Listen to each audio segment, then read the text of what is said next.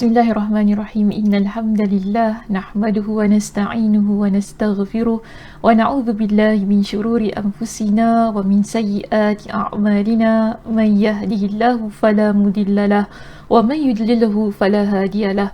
Wa asyhadu an la ilaha illallah wahdahu la syarikalah wa asyhadu anna Muhammadan 'abduhu wa rasuluh. Amma ba'd. Rabbi shrah li sadri wa yassir li amri wahlul 'uqdatam min lisani yafqahu qawli. Rabbi zidni ilma warzuqni fahma. Allahumma inna nas'aluka ilman nafi'a wa rizqan tayyiba wa amalan mutaqabbala. Assalamualaikum warahmatullahi wabarakatuh. Apa khabar jemaah muslimah kita di Masjid Asy-Syafa'ah? Saya harap semua dalam keadaan yang sihat dan berada dalam keadaan yang ceria-ceria selalu, ya. Dan alhamdulillah pada pagi ini kita bertemu di tahun yang baru setelah kita bercuti selama 3 minggu rasanya kan. 3 minggu lah, lama kita cuti. Dan alhamdulillah pada pagi ini kita berkesempatan untuk bertemu sekali lagi bagi menyambung, ya, perbincangan kuliah kita berkenaan dengan syarah hadis sahih, hadis-hadis sahih berkenaan wanita. Dan pada pagi ini kita akan masuk satu lagi hadis berkenaan wanita yang terdapat di dalam kitab kita. Jangan lupa muslimah, kitab kita ialah kitab Husnul Uswah, itu syarah hadis-hadis sahih daripada Syekh Muhammad Siddiq Hasan Khan di sini. Jadi kita hadisnya ada banyak dalam kitab ini, dan sebagaimana yang telah saya maklumkan di awal kuliah, kita tidak akan pergi satu persatu pada hadis yang terdapat di dalam kitab. Jadi Ustazah akan pilih mana hadis yang bersesuaian untuk kita bawa dalam perbincangan kita. Jadi di situ nanti kita akan jelaskan apa pengajaran yang boleh kita ambil daripada hadis yang kita baca. Jadi pada pagi ini kita masuk pada hadis kita yang yang ke-8. Hadis kita yang ke-8 iaitu anjuran menikahi gadis. Berada di halaman 73. Ya, kita berada di halaman 73 pada hadis yang bertajuk anjuran menikahi gadis. Jadi dapat ya di situ, dia straightforward saja. Tak perlu nak buka panjang-panjang sebab hadisnya pun pendek-pendek saja di situ. Dan walaupun sebenarnya hadis ini berasal daripada sebuah hadis yang panjang, tetapi pengarang kitab dia pendekkan hadis itu dan dimasukkan di dalam kitabnya. Namun saya juga ingin mengambil pendekatan yang sama, ya. Kita pergi sahaja kepada perbincangan hadis ini yang telah beliau tampilkan berkenaan dengan kisah yang berlaku antara Nabi SAW dan seorang sahabat Nabi bernama Jabir. Ya, Jabir radhiyallahu an.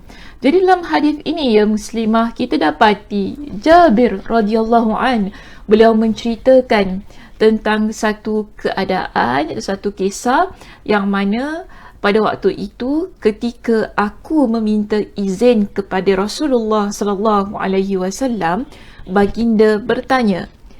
Sama ya hadisnya sebagaimana yang terdapat dalam kitab kita. Jadi Ustazah tak ubah, sama. Baik, jadi apa yang Nabi tanya kepada Jabir di dalam kisah ini? Nabi tanya begini kepada beliau, hal tazawwajta bikran am thayyiban? Faqultu tazawwajtu thayyiban. Nabi tanya kepada Jabir, adakah engkau telah bernikah dengan seorang gadis atau janda?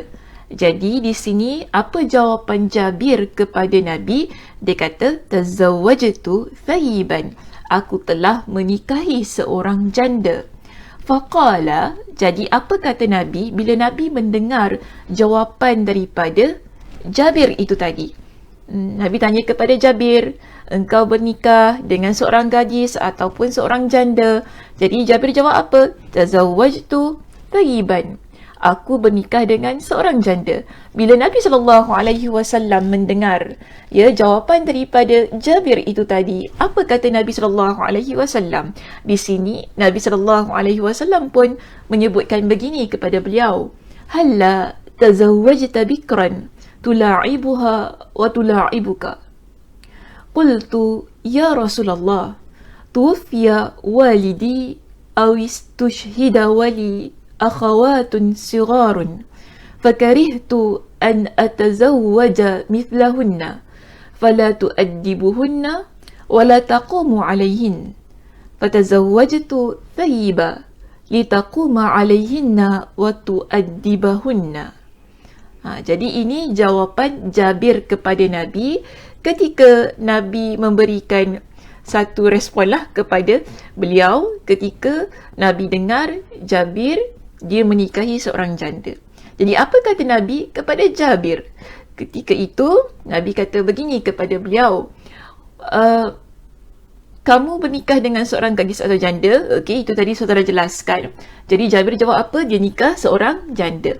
Kemudian Nabi tanya lagi kepada dia, mengapa kamu tidak menikahi gadis sehingga kamu dan dia dapat bergurau senda? Jadi Nabi tanya, kenapa tak nikah dengan anak dara? Kenapa bernikah dengan janda? Kan kalau nikah dengan anak dara ni ataupun dengan gadis ni, kamu dapat bergurau senda dan dia pun dapat bergurau senda bersama dengan kamu. Jadi Jabir di sini menjelaskan situasi dia kepada Nabi SAW.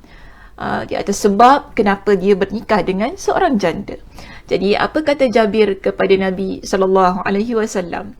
Jabir kata begini, wahai Rasulullah, bapaku telah meninggal dunia. Okey, atau dengan dalam riwayat yang lain menyatakan atau mati syahid. Dan aku memiliki adik-beradik perempuan yang masih kecil dan aku bimbang untuk menikahi gadis yang seusia mereka.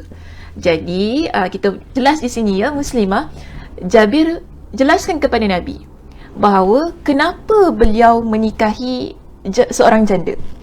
Dia kata dia ada ramai adik-beradik perempuan yang masih kecil, maknanya yang masih muda lah. Okey, yang masih muda. Dan pada masa itu ayahnya sudah meninggal dunia. Dan ada juga disebutkan bahawa ayahnya telah mati syahid dalam peperangan. Jadi tanggungjawab untuk menjaga adik-beradik perempuan itu berada di bahunya. Dan sebab itu dia kata, saya menikahi seorang janda. Dan dia jelaskan kenapa di sini. Dia kata begini kepada Nabi, supaya kenapa tadi kan? Dan aku kita pergi ke paragraf yang kedua ya di sini Muslimah. Dan dia tidak dan mana tadi? Dan aku bimbang untuk menikahi gadis yang seusia mereka dan dia tidak dapat membimbing mereka dan bersikap tegas terhadap mereka. Aku pun menikahi seorang janda agar dia dapat bersikap tegas dan membimbing mereka. Hadis riwayat Imam Al-Bukhari. Jadi di sini Jabir kata kepada Nabi SAW, dia nikahi seorang janda sebab dia tidak mahu adik-beradiknya sama baya dengan isteri dia. Sebab apa? Dia perlukan bantuan daripada seorang wanita untuk menjaga, mendidik adik-beradik perempuannya ini. Jadi kalau sebaya, susah sedikit ya, nanti isterinya nak menegur mana-mana yang silap yang ada pada adik-beradik perempuannya. Mungkin isteri ni dia minta bantuan kepada isterinya untuk lihat-lihatkan adik dia, didik mana yang salah, mana yang itu, mana ini. Kalau sebaya susah sedikit kan. Kalau sebaya sama-sama muda, sama-sama anak dara lah orang kata kan, nak tegur ni agak berapa sukar. Jadi sebab itu Jabir beritahu kepada Nabi dia menikahi seorang janda agar wanita yang dia nikahi dapat membantu beliau untuk menguruskan adik-beradik perempuannya yang masih kecil. Jadi hadis ini ya Muslimah yang ada dalam kitab kita ini sebenarnya ada pelbagai macam riwayat. Bukan ini sahaja. Ada pelbagai macam riwayat dan di situ antaranya yang ingin Ustazah bawakan di dalam kuliah kita ya pada pagi ini ialah satu lagi riwayat yang menceritakan tentang hal yang sama. Baik, riwayat ini kita lihat begini. Jabir awal-awal lagi dalam riwayat ini beliau ceritakan, dia kata apa? Halaka abi wa taraka sab'a aw tis'a banatin fatazawwajtu imra'atan. Dalam riwayat ini, di awal riwayatnya, Jabir ceritakan, ayahku telah meninggal dunia dan telah meninggalkan 7 atau 9 anak perempuan. Maka aku pun menikahi seorang wanita. Jadi Nabi SAW pun bertanya kepada Jabir. Faqala an-nabiy sallallahu alaihi wasallam, tazawwajta ya Jabir? Nabi tanya kepada Jabir, engkau telah bernikah wahai Jabir? Jadi apa jawab Jabir di sini? Jabir radhiyallahu an pun menjawab, qultu na'am, ya, aku sudah bernikah. Nabi tanya kepada dia, qala bikran aw thayyiban, adakah engkau menikahi seorang gadis ataupun seorang janda? Dan dia jawab sebagaimana hadis yang terdapat dalam kitab kita, iaitu dia kata kepada Nabi, thayyiba, aku menikahi seorang janda. Dan Nabi masih lagi di dalam riwayat ini, Nabi memberikan dengan satu saranan, ataupun Nabi bertanya kepada dia kenapa tidak bernikah dengan anak dara, seorang gadis, kan? Supaya apa? Kamu dapat bergurau senda dengan dia dan dia juga dapat bergurau senda dengan kamu. Dan di sini sekali lagi dalam riwayat ini menunjukkan kepada kita, Jabir beliau memberikan jawapan yang sama kepada Nabi sallallahu alaihi wasallam. Dan kenapa ustazah bawakan riwayat ini? Ia adalah sebagai penguat untuk riwayat yang ada di dalam kitab kita. Jadi kita faham bukan satu hadis sahaja yang membincangkan tentang perkara ini, tetapi di sana ada hadis-hadis yang lain, antaranya ialah hadis ini.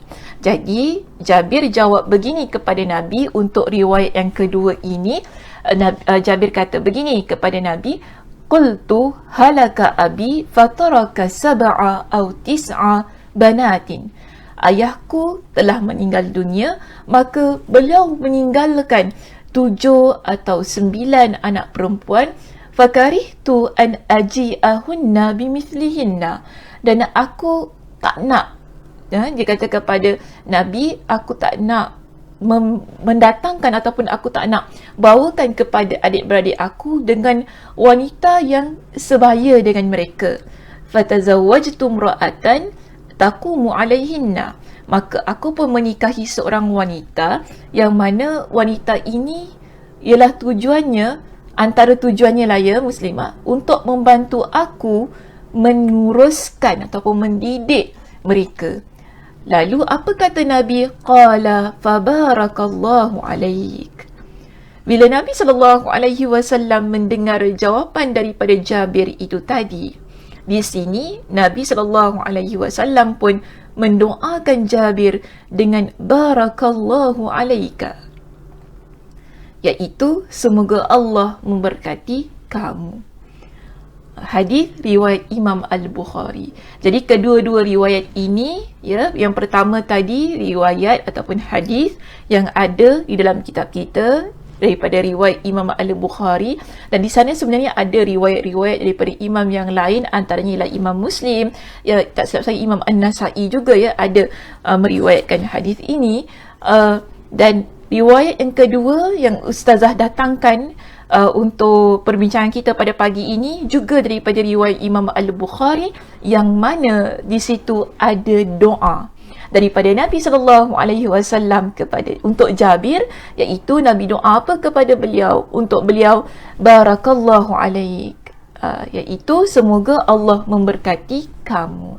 Baik muslimah, apakah sebenarnya pengajaran yang boleh kita ambil daripada kedua-dua hadis yang kita datangkan pada pagi ini? Adakah untuk menunjukkan kepada kita mesti kena nikah dengan anak dara, tak boleh nikah dengan janda? Kesian janda-janda kalau tak boleh nikah dengan janda ni, kan? Baik, begini sebenarnya kita lihat pengajaran daripada apa yang terdapat daripada hadis ini. Maaf di sini ada satu lagi hadis lah, tapi tidak tidak berapa menepatilah dengan apa yang ingin saya bincangkanlah pada pagi ini. Tak mengapa, kita skip hadis itu. Cuma pengajarannya yang ingin Ustazah bawa pada pagi ini ialah pagi hadis kita yang ke-8 pada pagi ini, tentang pertama, boleh menikahi janda. Tidak masalah. Kita nak nikah dengan anak dara ataupun kita nak nikah dengan janda, kan? Boleh sahaja. Tapi di situ disebutkan dalam hadis ini, menikahi gadis hanya saranan Nabi SAW kepada Jabir itu tadi, ya, supaya Nabi kata, sebab kalau anak dara ni, gadis ni masih lagi ada manja-manjanya lah, begitu. Masih lagi ada sifat manja-manjanya, masih lagi ada sifat nak main-main, kan, suka bergurau dan sebagainya. Berbeza dengan janda, dia agak serius sedikit. Okey, agak serius sedikit. Maknanya dia sudah matang, sudah berdikari dan sebagainya. Namun di situ kita dapati tak salahnya, tidak ada kesalahan. Kerana apa? Pada hadis yang kedua jelas kepada kita, bila Jabir menyebutkan tentang faktor ataupun sebab kenapa beliau menikahi janda itu tadi, kan, kita dapati bahawa Nabi SAW tidak memberikan larangan. Nabi pun tak kata tak boleh kena gitu, tidak. Nabi mendiamkan, bahkan Nabi mendoakan Jabir radhiyallahu an di atas pernikahannya dengan seorang janda itu tadi. Jadi maknanya di situ ada kebaikannya. Maka atas dasar itu, antara doa untuk orang yang baru bernikah yang boleh kita pelajari daripada hadis ini ialah barakallahu alaika. Barakallahu alaika. Jadi itu antara doa untuk mereka yang baru bernikah. Boleh kita sebutkan begitu kepada mereka, sebagaimana yang Nabi SAW doakan untuk Jabir radhiyallahu an. Apabila Nabi SAW mendengar jawapan daripada Jabir itu tadi, setelah Nabi, pada awalnya Nabi bertanya tentang kenapa tidak menikahi seorang gadis, supaya dia dapat bermanja dengan kamu, kamu dapat bermanja dengan dia. Bukan di sini Nabi nak kata kalau janda ni tak boleh nak bermanja, bukan begitu. Ada perbezaannya lah, ya, sebenarnya.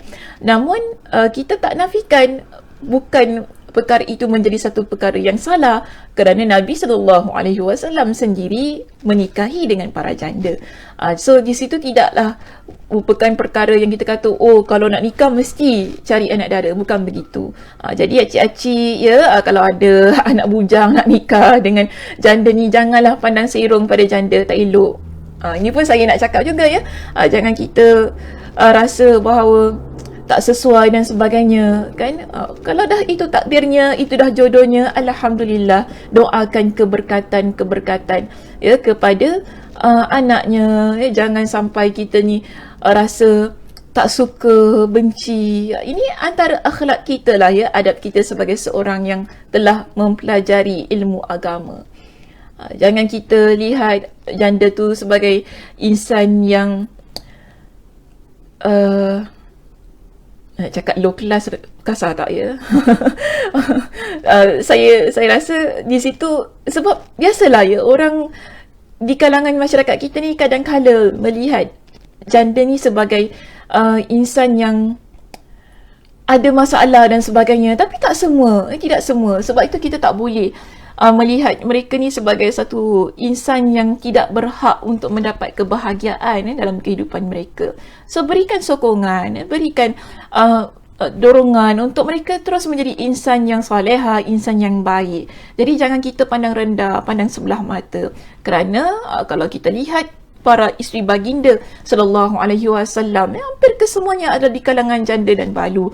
Dan begitu juga bila kita lihat dalam hadis ini, Jabir radhiyallahu an, masya-Allah tabarakallah, dia menikahi dengan janda dan Nabi sallallahu alaihi wasallam mendoakan kebaikan untuk Jabir radhiyallahu an dalam pernikahan beliau. Begitulah seharusnya kita, ya, sebagai seorang insan, apa-apa yang berlaku dalam kehidupan seseorang, kehidupan kita, satu keluarga ni, kalau ada apa perkara berlaku tu, kita perlu berlapang dada dan menerima ia sebagai hal yang telah ditakdirkan oleh Allah Subhanahu wa taala.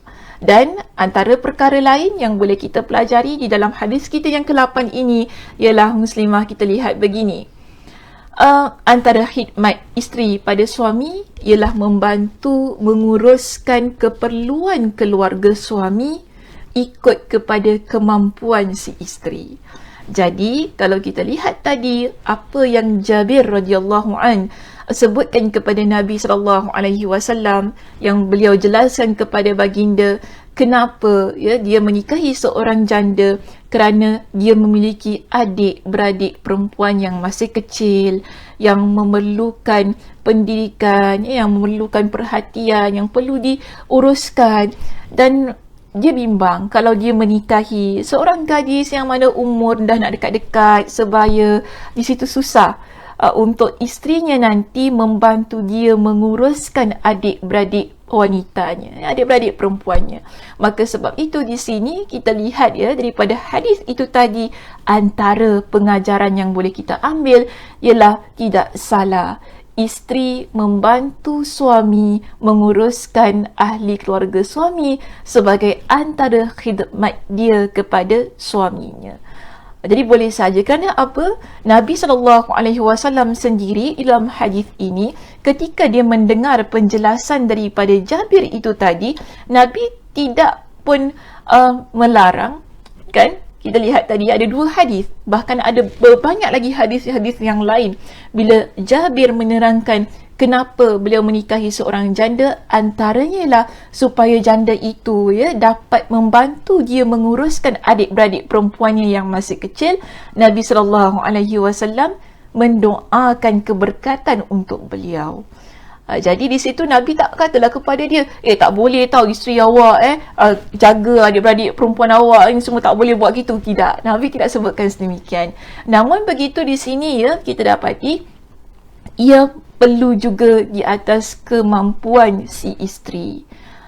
Ada ihsannya juga daripada pihak suami, kan? Mana-mana yang isteri boleh bantu untuk tengok-tengok, untuk lihat keperluan-keperluan yang ada pada ahli keluarganya, boleh bantu.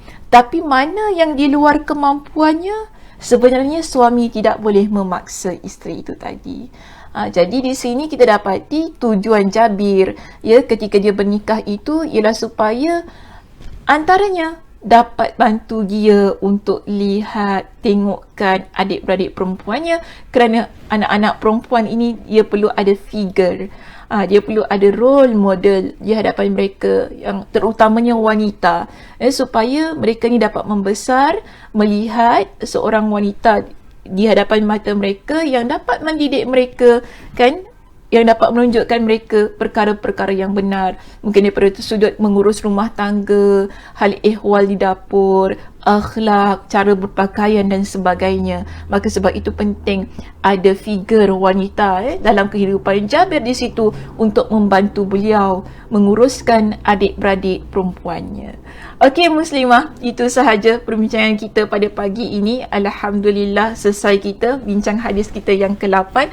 Mudah-mudahan Allah Subhanahu Wa Taala memberikan kepada kita dengan keberkatan pada pagi ini, kerana dapat mengikuti siaran kuliah kita pada hadis yang ke-8, dan kita juga dengan keberkatan itu kita juga dapat mengambil manfaat daripada perbincangan pada pagi ini. InsyaAllah muslimah, kita jumpa pada minggu hadapan untuk perbincangan hadis kita yang ke-9.